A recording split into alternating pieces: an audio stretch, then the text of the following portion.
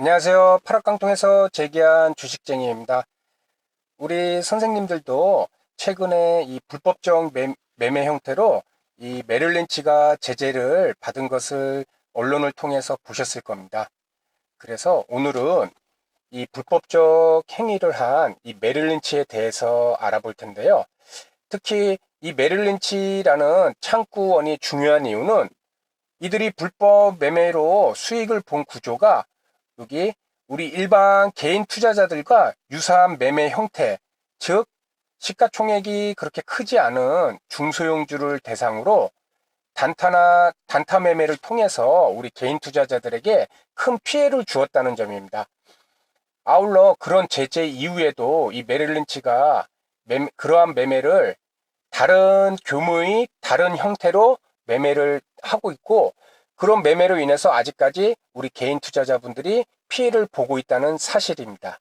그래서 오늘은 이 메릴 린치가 어떠한 형태로 매매를 했기에 제재를 받았고, 또 최근에는 또 어떤 변종 방법으로 우리 개인 투자자분들에게 피해를 주고 있는지, 그리고 우리 개인 투자자분들은 그런 메릴 린치로부터 어떻게 대응해야 되는지 그 내용에 대해서 말씀을 드리도록 하겠습니다.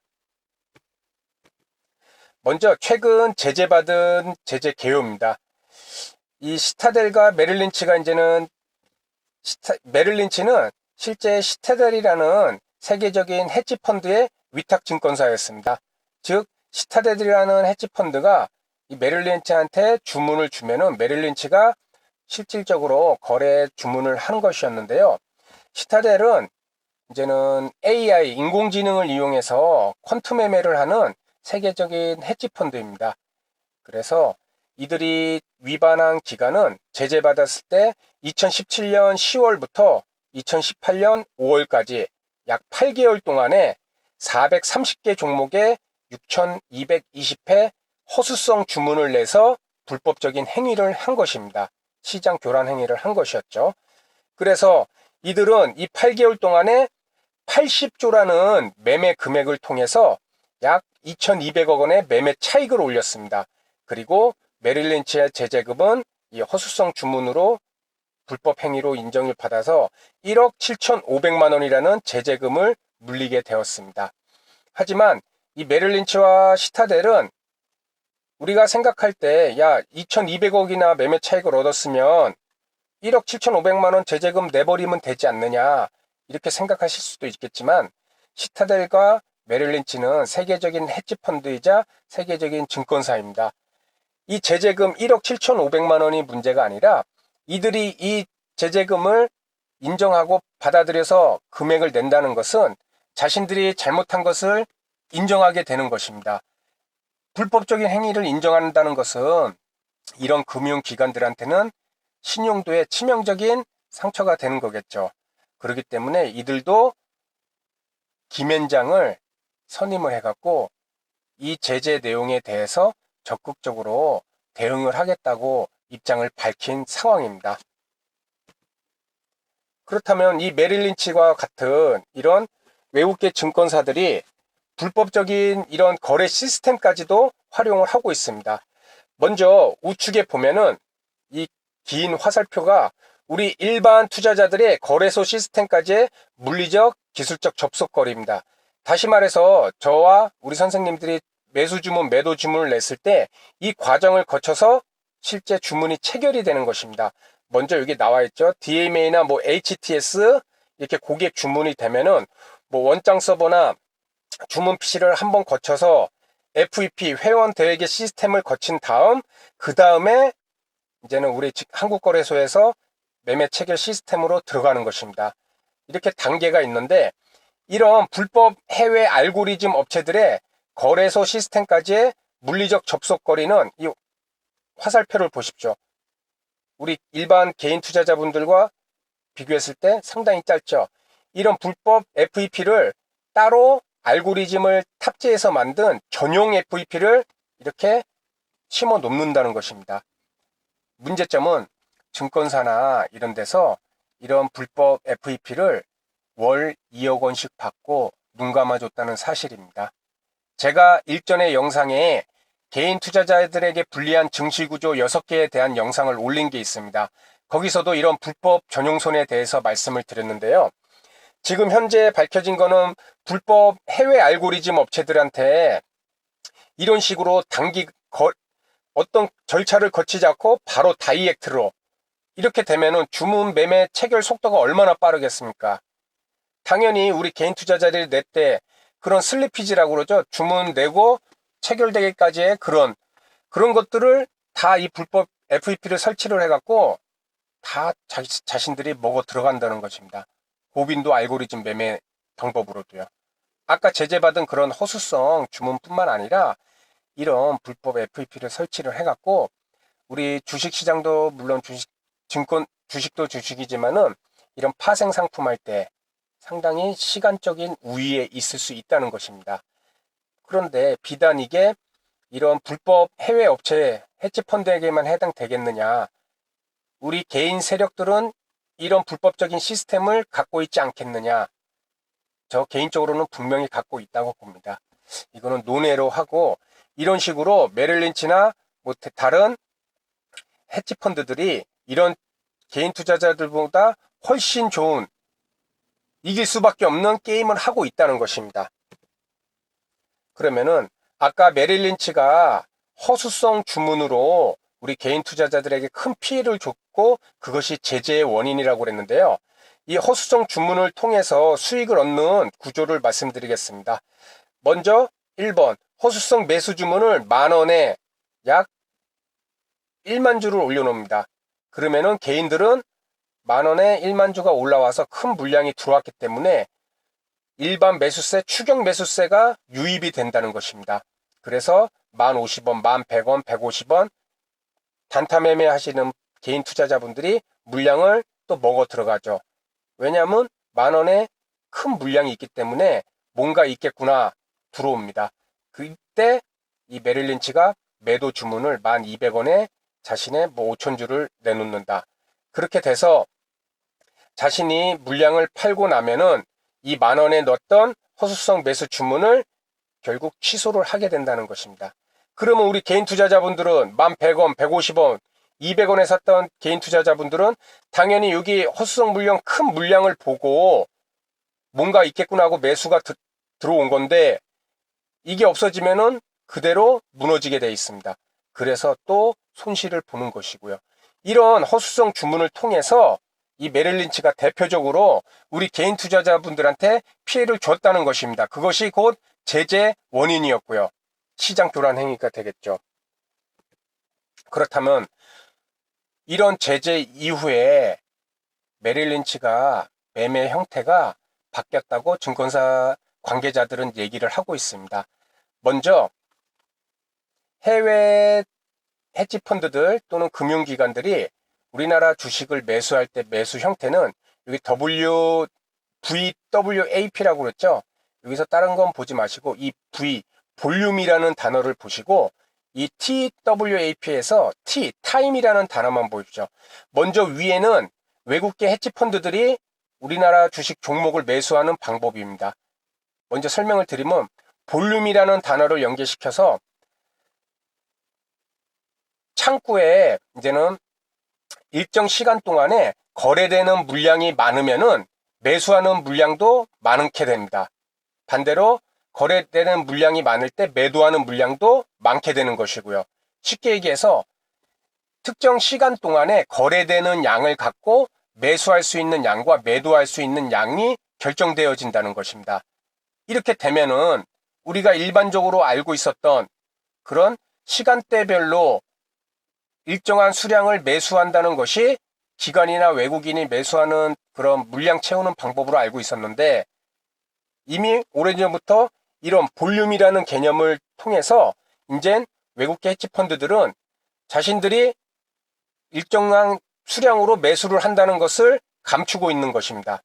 그래서 이런 것은 불규칙적이고 우리 개인 투자자분도 판단하기가 어려운 것입니다. 얼마만큼 살지 어느 시간까지 살지 판단이 안 된다는 것이죠. 그리고 그 아래에 있는 거는 우리나라 증권사들이 이제는 주로 매수할 때 쓰는 시간의 개념입니다. 타임. 이것은 우리가 가장 잘 알고 있듯이 뭐 아침 9시부터 장 마감까지 뭐 만주를 산다 그러면은 뭐 100주씩 시간에 따라서 일정하게 100주 사고 뭐 3분 뒤에 100주 사고 또 3분 뒤에 100주 사고 이런 식으로 이제는 일정하게 매수를 하는 것인데, 이런 것은 당연히 우리 개인 투자자분들도 일정한 규칙이 있기 때문에 파악하기가 쉽습니다. 그래서 우선 이런 메릴린치나 이 헤지 펀드들이 이런 변종된 이런 볼륨 개념을 통해서 이제 매수를 해서 개인 투자자분들이 알지 못하게 일단 매수를 한다. 그리고 허수성 매수 주문으로 메릴린치가 제재를 받았는데요. 최근에는 이렇게 이평선이 이렇게 5일선이 있습니다. 뭐 여기 아래 뭐 21선도 이렇게 있을 수 있고요. 이렇게 일봉들이 이렇게 있습니다. 근데 메릴린치가 느닷없이 잠잠하던 중소형주 종목을 매수를 하게 됩니다. 그러면 일봉이 뭐 4%, 5%만 하루에 올라도 조용한 종목들은 이렇게 5일선을 일봉이 넘어서게 됩니다. 이렇게 넘어섰을 때 다음날 이 메릴린치가 살짝 종목을 띄워놓고 여기서 팔아먹는다는 것입니다. 그래서 우리 개인 투자자분들은 이럴 때 이 종목이 이제 잠잠하다가 오르는구나, 급등하겠구나 하고 여기서 다 추격 매수를 하게 되죠. 이때 메릴린치는 이때부터 사놓은 물량, 그리고 띄웠을 때 사놓은 이 물량을 전체 다 매도를 해버린다는 것입니다. 이것은 허수성 주문으로 인해서 단기간 매매를 했던 그런 부분들, 아까처럼 10,000원에 물량 대놓고 1,200원에 매도하고 뭐 1시간도 안 되는 그런 사이, 또는 오전에 매수해서 오후에 전량 털어버리는 그런 매매 형태가 제재를 받고 시장으로부터 비난을 받기 때문에 방금 제가 말씀드린 대로 시간의 개념을 늘려서 하루 정도 보유를 하고, 그리고 이때 매수했던 물량을 D-Day인 날 띄워버립니다.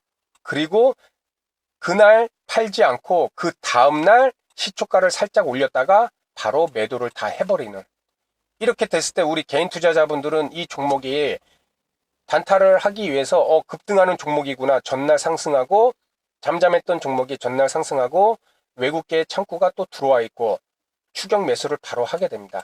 하지만 그 추격 매수가 들어갔을 때 이 메릴린치는 자신들이 샀던 물량을 전부 다 이익 실현을 한다는 것입니다. 그래갖고 최근에는 증권 관계사들도 이런 매매 방법을 많이 알고 있기 때문에 우리 개인 투자자분들도 대응을 해야 됩니다. 특히 저 같은 경우는 기관이 매수하는 종목을 주로 중점적으로 많이 보고 관심 종목으로 삼는데요. 메릴린치와 같은 이런 외국계 창구도 일단은 자신들이 이길 수 있는 대상이 자신들이 이길 수 있는 대상이어야지 이런 매매 방법도 통한다는 것입니다. 쉽게 얘기해서 우리 개인 투자자분들이 이런 매매를 할 때 메릴린치는 얼마든지 자금으로 농락을 할 수가 있을 것입니다. 하지만은 그 종목이 우리 기관, 국내 기관들이 계속해서 매수하는 종목이라고 한다면은 메릴린치도 쉽게 그 종목을 건들 수가 없을 것입니다. 이것은 실제로 메릴린치가 장 초반에 매도를 하다가 그 종목이 하락하지 않고 상승을 한다, 국내 기관의 매수 물량이 들어온다고 그러면 메릴린치도 곧바로 순매수로 전환하는 경우들 많이 보실 수가 있을 것입니다.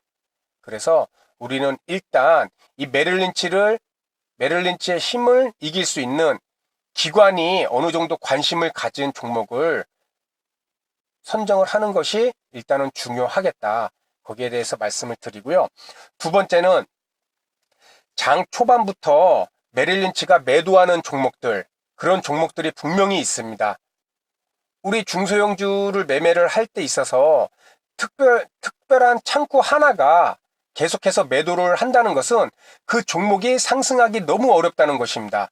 다시 말해서 거래원에 키움증권이 매수하고 키움증권이 매도하고 뭐 미래에셋이 매수하고 미래에셋이 매도하고 이렇게 양쪽에 어느 정도 물량의 차이는 있지만은 이 창구원이 양쪽에 다 나타나는 것은 서로 공방하고 있다는 것입니다. 싸우고 있다는 것인데, 매도 창구에 메릴린치라는 한 개의 창구만 나와서 계속 매도를 치면은 중소형주들은 유통 물량 거래 대금이 얼마 안 돼서 그 종목은 절대 오르기가 힘듭니다.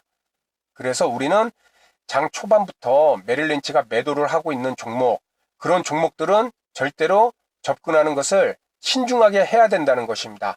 아울러 반대로 내가 단타나 스윙 매매를 하는 사람인데 내가 이미 물량을 갖고 있는데 매도해서 메릴린치가 나타난다. 그러면은 자신의 물량 일정 부분을 같이 수익 실현을 하는 방법도 생각해 볼 필요가 있다는 것입니다. 그리고 아울러 아까 말씀드린 신종 메릴린치 매매 방법이었죠. 전날이나 그 전날 물량을 매수해 놓은 것을 당일날 띄워놓고 5일선 위에서 살짝 갭으로 띄워서 그때 다 매도할 때 우리는 5일선 위에서 어떤 종목을 추격 매수를 하는 것을 조심해야 된다는 것입니다. 특히 최근에 메릴린치라는 창구를 통해서 어느 정도 매수가 된 종목들은 항상 5일선 위에서 매수를 할 때는 조심해야 된다는 것입니다. 그래서 오늘은 우리 선생님들에게 이 메릴린치가 우리 개인 투자자들이 주로 매매하는 이 중소형주에서 어떻게 개인 투자자에 피해를 끼치는지에 대해서 말씀을 드렸습니다. 우리 선생님들도 창구원을, 이 거래원을 항상 보시면서 매매를 하실 텐데요. 지금은 메릴린치가 이런 위탁 증권사로 많이 활용되고 있지만은 앞으로 메릴린치가 이제는 제재를 받고 이랬으면은 세계적인 헤지 펀드들이 지금은 메릴린치지만 위탁 증권사를 골드만이나 아니면 JP 모건 아니면 CS 이렇게 바꿔서 얼마든지 우리 개인 투자자분들에게 피해를 줄 수도 있습니다.